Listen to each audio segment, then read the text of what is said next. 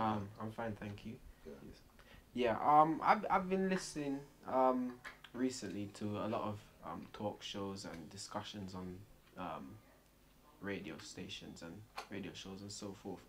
And it would seem to me that a lot of the society, both within the Black African community and outside, feel that that there's a gap, a definite gap between the older generation and the younger generation, which is some of what a lot you have talked about quite a lot in your speeches and so on.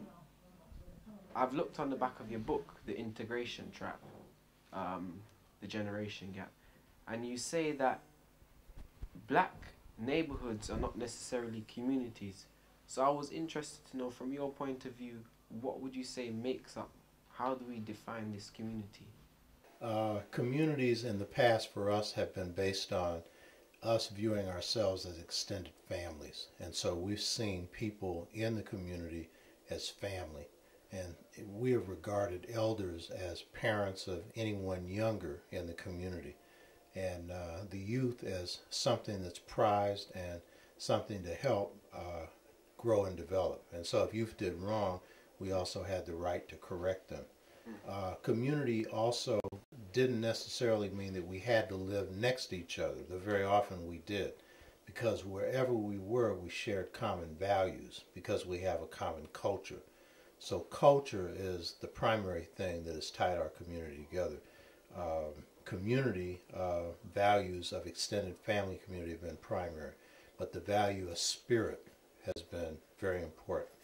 The value that we regard each other as special, because as beings of God, we're all human, and that's a view we have towards people who aren't black as well.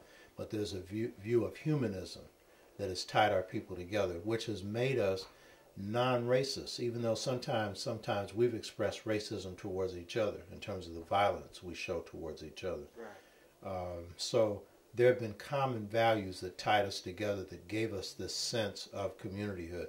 Living together before urban renewal and regeneration broke up some of our communities, weakened that. Drugs weakened that. These external forces that hit us weakened that. The corporatization of society, where we see ourselves as individuals and identify with material things more than people, have weakened that. But it doesn't mean that we don't have any sense of community. It's a sense of community that's in pieces that we've got to restore. Right. So this idea where I keep on hearing people saying, "Oh, my community, this community," in your opinion, either we've got the wrong idea or they're just tricking us. Well, no, I think that there are black people who still feel like this area here, Tottingham, this is a black community. Black people who live here, and there are concerns that people have who live in this community for each other.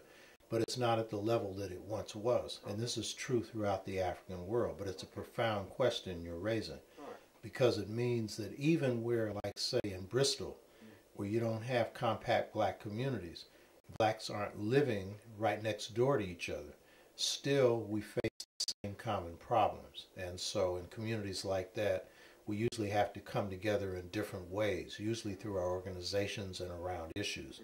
But this issue of community, in the larger sense, wherever African people are in the world, we form a part of our community. And you feel that bond. If you go to Africa and you're in an African village or in an urban area, though you can see the problems, you also see those are your people.